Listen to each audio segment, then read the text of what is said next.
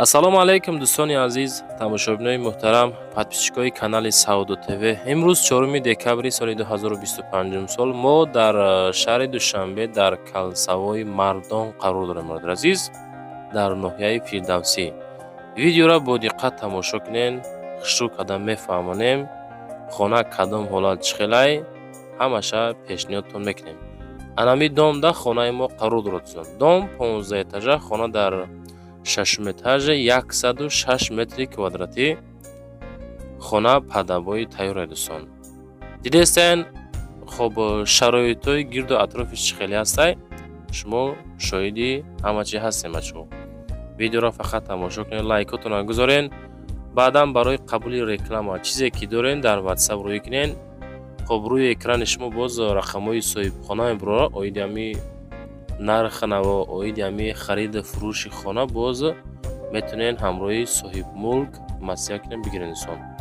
Мо ҳозир аз таги дом бо далши видеоро шурӯъ мекунем.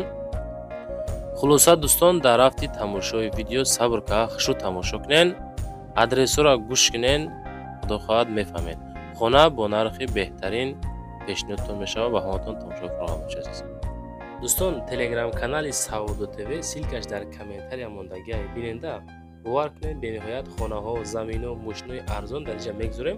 Мафрур бошад гузарен тамошо кунед. Силкаш дар таги комментария. бародарое ки дар Москва, Московский област кор мекунен, фаъолият мекунен, борҳои ҷамъ карда дорену хоҳиши ба ватан равон кардан дорен, ба шумо ширкати Акаи Хуршедро тавсиятон метем ки тӯли якчанд сол оиди ҳамин система кор мекунанд, фаъолият мекунанд.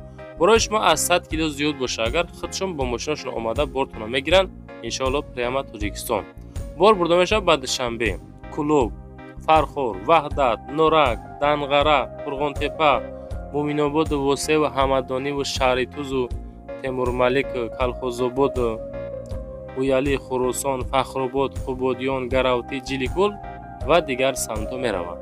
فقط به یگان مانع بدیلی پر انشالله از زمین کانال ما Акаи Хуршеда муроҷиат бикунем. азиз бардораи гиромӣ, инҷа таги доми мо майдончаи футбол, ҷои мошинмонӣ, ҷои дамгирӣ, пишти мисол ҳиҷомаву массажу тараф аптекаву хай дидесен ами Калсавои чӣ хел хитон тамошо карден, шароитош чӣ хелай.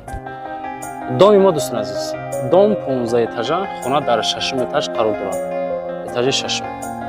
این طرف باز دام. این دوستان عزیز، از داخل دام با ویدیو میکنیم، خانه را تماشا کنیم بچه عزیز. برادران جان عزیز، ما در 6 etaج قرار داریم. نگاه کنین، لیفت چون کار میکنه، اینا کافه‌های چیندگی همه خشتو زمانوی کردگی. ماکسیمال ویدیو را پدیلیت میکنیم دوستان عزیز. خانه نرخ زور کوادرات بین‌نهایت کلان، بهترین شرایط. نگاه کنین، اینجا خانه ما آبشی 106 کوادرات ای، 106 کوادرات متر پادابای تیار ای. بسم الله الرحمن الرحیم. نگاه کنین، به نهایت مساحت کلان. اول یه ابزار میکنیم، خوشو همه جورا تماشا کنیم، بعد میفهمونیم.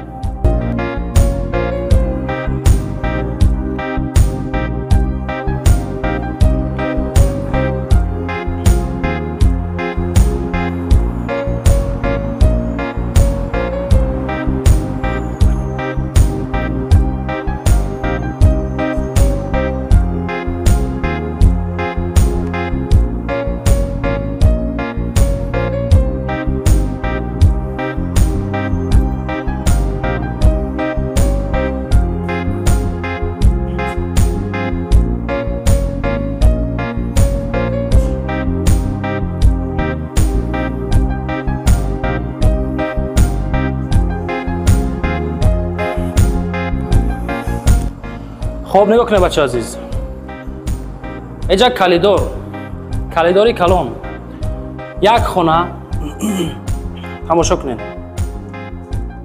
یکم خانه ما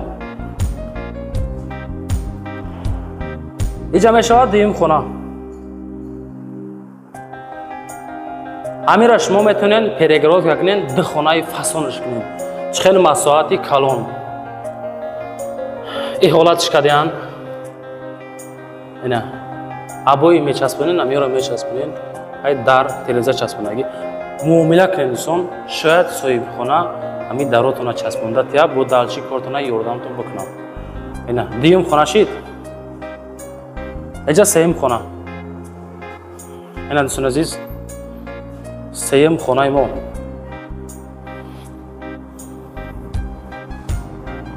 خانه سیم این همی حالت از تیرزه پریما بیرون این منظره را بینین چه فاسونو تریتوری مردم ما در 6 مترش قرار داریم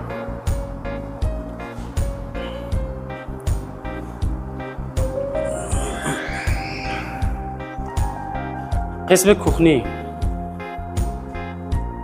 این دوستان بشکا بلچنگی تیار این حالت مسئله پتالوکش جورا چشکدیان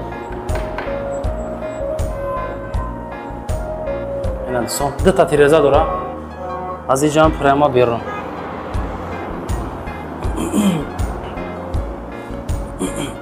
تاشکا فلچنگی اینجا بودتا دوستان عزیز مسئله حجت خانهش کلون خشرو این حجت خانه اینجا باشه بانیا جای دوش ساختمان پرش دگنیسای از حسابی که ولی برقش گریان نکردن کمتر تاریک دوستان عزیز نکی سوید کم بود ندارم خب چه خیلی که تماشا کردن اکا یکنین 106 متر کвадрати در ناحیه فیردوسی کالسوی مردان دом 15 ошина خانه در 6 ошина 106 کвадрат نرخ چند سوم اکا خب نگاه کنید بچه‌ها $135,000 با перепути نکنین که سامانی بود است بسیار ناراحت نکنین $135,000 با سومی توجیکی خیلی ختم مقایسه کنین یا که خودمون بعد می‌نویسیم روی اکران دا رقم‌های صاحب خانه روی اکران شما میبرویا دالشی میگیرین چخچه به قطعه از می کانال ما بعدا برای قبولی رکلام خانه زمین ماشین چیزی باشه در واتساپ سعودو تیوی برای رکلام موندگی مراجعه کرده میتونید بعدا دوستان عزیز همین خانه به همین نرخ ارزنده هست یا اینکه نیست خواهش میکنیم فکراتون را کامنتار کنین ماکسیمالی قدرش کنین پدیلیس کنین آدمایی که از داخل شهر خانه خر هستن ویدیو را پدیلیس کنین اکای وارانت علشی بچی بود